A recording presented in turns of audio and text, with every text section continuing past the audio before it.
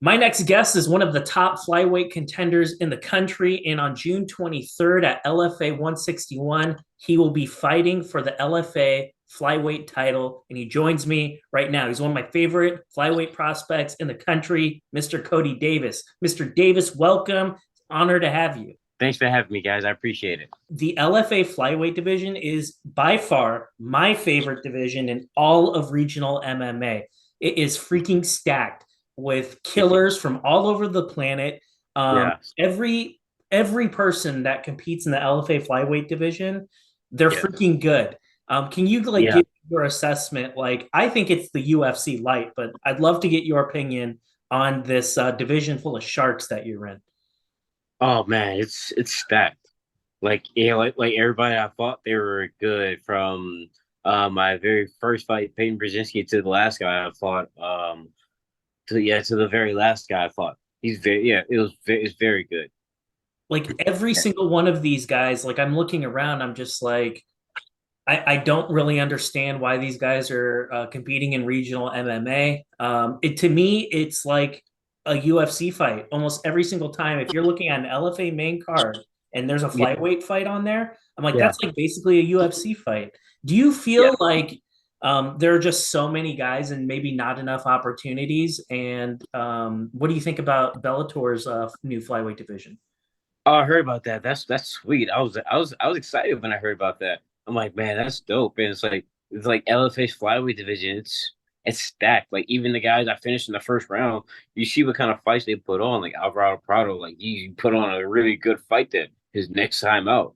Justin Camacho, he really tough guy, good cardio. He comes and he was coming to fight too. He comes to fight, and I knew that.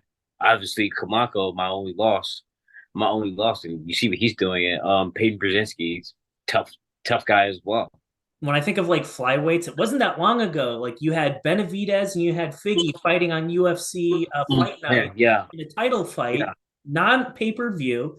And like yeah. 3 4 years ago, like you were an amateur fighter. Were you like ever worried, like, holy shit, they might close this whole division down and I'm not big enough to be 135. What the hell am I going to do? Was that ever in your mind? Oh yeah, it was. I'm like, yeah, it was. Because I'm thinking to I'm myself, like, like, you might have to go freaking fight in the one championship. You might not even be able yeah, to fight stateside. yeah. That's why I was gonna get my passport. I was gonna get my passport because of that reason. And like, I was also a lot smaller too when I was an amateur as well. Like now, I'm walking around a lot bigger. Like when I was an amateur, I was walking around like 135 or less. Wow. So yeah. My coach told me you gotta go eat more and put some more weight on. Are you But in a short amount of time? You go from that Benavidez Figueiredo fight. They get rid of Mighty Mouse. You know there isn't any real man, flyweight options.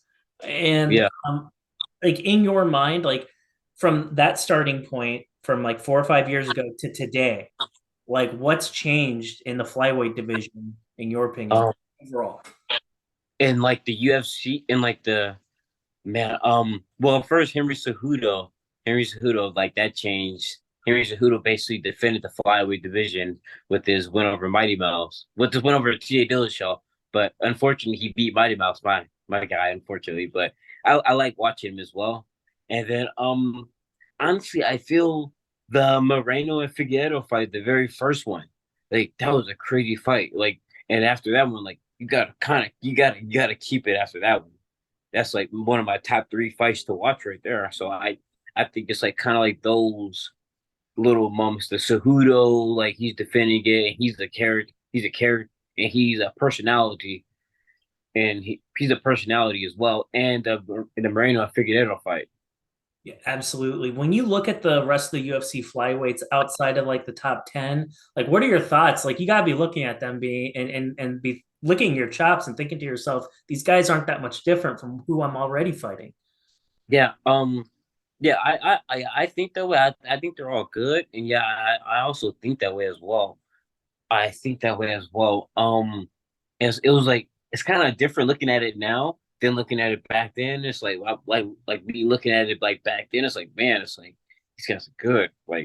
I, but now looking at it now, I'm like, um, I can beat these guys. I could beat these guys. Well, So it's like it's a totally different perspective. yeah, I'm sure. And one of the things that I think about Charles Johnson right away. He was the Yeah, LFA Flyweight champion, and he didn't get an yeah, opportunity for many years. He takes many a years. really tough fight. But Yeah, overall, I'd say he's had some ups and downs, but overall, like he's he's showing a good. that, Yeah, hey, he's a I good belong fighter. here. Yeah, exactly. He's a good fighter too. I was surprised they had him to he defended his belt 3 times. Like, man, he hasn't got called yet. He's really good. Yeah, absolutely. And just thinking to myself, like when this title opportunity, like the title becomes vacated, you had to been thinking to yourself, like based off of your body of work, your two last fights, two finishes, were you thinking to yourself, like if that title opens up, or if somebody needs to defend, like I'm the guy, like I have to be in that conversation. Were you thinking that? Yes, yes. I was thinking that like I stayed active. I had two really good fights. My last fight was against a undefeated prospect, and I finished him in the first round. So it was like it had to be like I had to be I had to be the top choice. Let's talk about the fight that you just had. It was at LFA 155, and to your point, it was a very tough guy, Joseph Camacho, 5-0, undefeated fighter from Guam. And I like highlighted that fight, and I wrote about it on Instagram. I was like, "This is a fight I'm paying attention to because both these guys are really freaking good." I don't think it's gonna go the full 15. I'm like, someone's gonna get finished, and sure enough, Yeah. like, you're the guy. You're the one that ends up getting the finish. Can you talk me through how you set that up? Well, we knew he liked to go to like he's a softball, so he's gonna go to my left side. Mhm. So I want to come out. I want to kick more in my fights, so I went to work my pendulum kick, and I went to obviously work my pendulum kick and use my rear kick, and I didn't circle with him. I circled like away from him. Like I got enough room and that I just kept circling away from him. I didn't like just circle like you know what I'm saying. You know Mhm. what I'm saying. Yeah. And when the shot presented itself, I took it, and I knew he went for the get. I knew he liked to go for guillotines a lot after his last fight because after every shot out in Korea took, he jumped guillotine right away. So that's kind of why I didn't like finish like my double leg like the traditional way. I kind of went around his back because I kind of felt he was going to do that. But yeah, when he let me go around his back, I'm like, all right, sure, I'll take it. Did he do anything in the cage that surprised you? Like sometimes, they always the opponents throw loops at you. So what I mean by that is like they're faster than you thought they would be, or they're stronger than they thought you would be. Like you're talking about a guy that's like a boss. The guy that you just beat is a freaking boss. Like he's very, very talented. Did he show Yeah. you anything where you're like, holy shit, I didn't think he was this good at whatever? Well, I didn't think he was gonna be that much taller than me. I think I'm like, wow, he's kind of tall. Yeah, absolutely. Did I'm he give like, you any look that kind of surprised you at the beginning of the fight? no, Chad's like what Chad and my boxing coach James said. He did exactly what they said he was gonna do. Exactly what they said he was gonna do. Perfect. So you go out there, you get a finish over a very difficult opponent. At what point does the LFA give you a call and give you this headlining opportunity? I think it was about like 2 weeks, 3 weeks. I think. Yeah, I think it was about like 2 3 weeks. 2 or 3 weeks after the fight, they hit you up and like, "Yo, you ready to like fight again this?" Yeah, yeah, it's like they gave me the notice. It's like, hey, yeah, flyweight title opportunities available. So they, hey, just jump on it. Let's Well, go. you are an LA guy, and the fight is going to be in LA. Like, is that even more exciting for you? Like knowing that like you have a hometown crowd and everyone from your gym's going to show up, your friends, your family. Like, I'm expecting Team Davis to show up in full for this. Yeah, that's very exciting. Yeah, like before my last fight, I'm like, man, like being away. And being at home is totally different. It's like being at home, it's like I got home field advantage. I get to go home and sleep at night, sleep in my own bed at night. I get to go home and get my own food at night.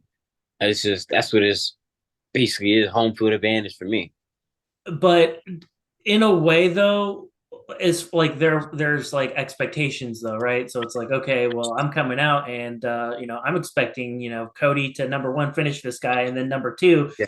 get a title, and you have a bunch of like media attention on this fight too. So it's like, what do you do in your mind to kind of like deflect and manage the pressure and expectations that people might have? I just go out there, I just do my best. That's all. Like that's all you can do at the end of the day is your best. Yeah, absolutely. And I think it's also one of those things where it's like, this is like a pressure cooker of a sport and you have to be able to handle it. Like, Yeah, this is not for everybody. yeah. It's not for everybody. It's not for everybody. Can you talk to me a little bit, Cody, about this opponent that they have you fighting? His name's Igor Siqueria. I hope I got his name right. If I didn't, I apologize to him. But in any event, like a really freaking tough guy. What do you Yeah. think about this guy? Like, what is it that you see when you look at his film? When I look at his film, I see he doesn't mind being on bottom, and he likes to throw up a lot of submissions on bottom. I think he has really good hips on bottom, and when he's standing, he throws really hard. Mhm. He throws really hard when he's standing. Those are kind of like the two things I see. Where do you feel like you have the biggest advantage over your opponent? Um, I feel I'm stronger than him, and I feel I'm stronger than him. Um, I feel like I have a good top game. I feel like I have good guys in my gym that can emulate like what he's going to do on bottom, and also emulate what he's going to do like striking as well. Can you talk to me a little bit about the people that have been putting work alongside you to make sure that you're prepared and we're going to see the best Cody Davis possible? Like, who are the people that have been helping you prepare and get ready for this title fight? Man, it's a couple of guys. I've been sparring with a lot of guys that are a lot taller, that are taller than me, longer than me. Really good jiu-jitsu backgrounds. A couple of amateurs. That's really good. Desmond Alvarado, Mateus, Mateus, yes, and no, and our last guy, Christian Rodriguez. Yeah, I've heard of Yeah, him. He's pretty good. yeah, yeah, Could you also tell me a little bit like the idea of like getting a prestigious title, the LFA Flyweight title? Like, I know it's a regional belt. I know you want a UFC belt. I get that, but yeah. still, this is a very big deal. Like, what do you think about like the idea of like having that belt around your waist? Like, what would it mean for you at this point in your life? Um, it means a lot. It would mean a lot. Like I'm not a person that like get into like big detail, but it'll mean a lot to me. It'll mean a lot to my gym, mean a lot to my family. It'll mean a lot to like the people I've trained with. Um, and I could tell like it's like the preparation is like being more dialed in. It's being more dialed in and everything. I hope that with a belt on your shoulder, you don't have to defend it as often as Charles had to.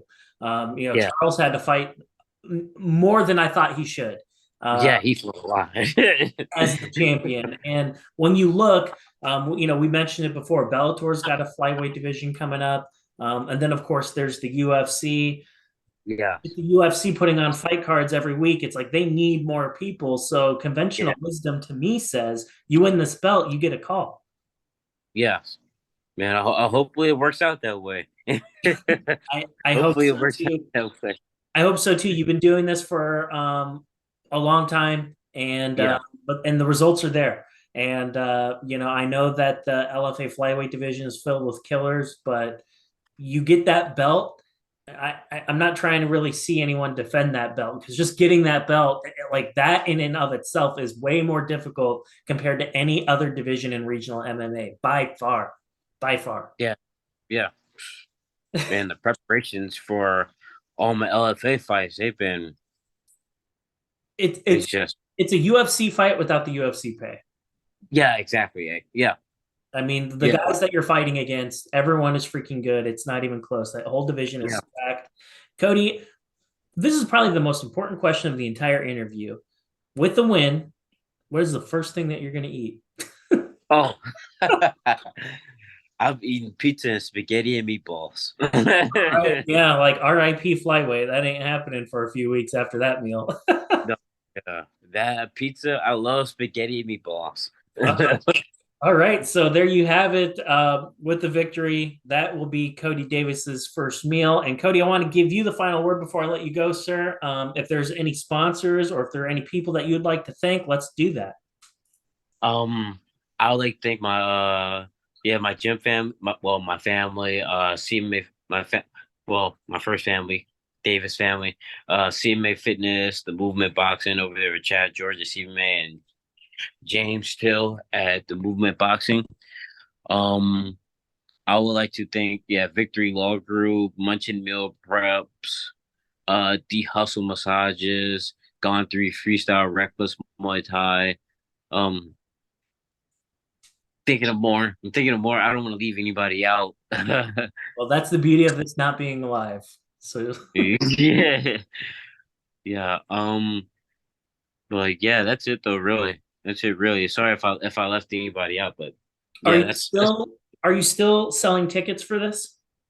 Um, I'm not physically selling tickets. They're online. I'll just keep posting them in my story to just send you to the link.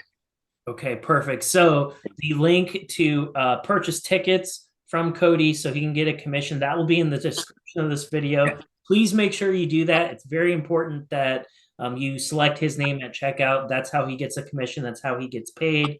And Thank you. that's basically it, Cody. Like anything else? Anything else you want to tell all your people that are coming out for this fight? Thanks for supporting me, and that's really it. Thanks for supporting me. I really appreciate it. Cody, I wish you the best of luck. And on June 23rd, if you aren't in the LA area, no big deal. Go on UFC Fight Pass. He'll be headlining it. This is Yes. definitely going to be a fight you are not going to want to miss. Cody, I appreciate your time. Thank you. Thanks for having me. I really appreciate it.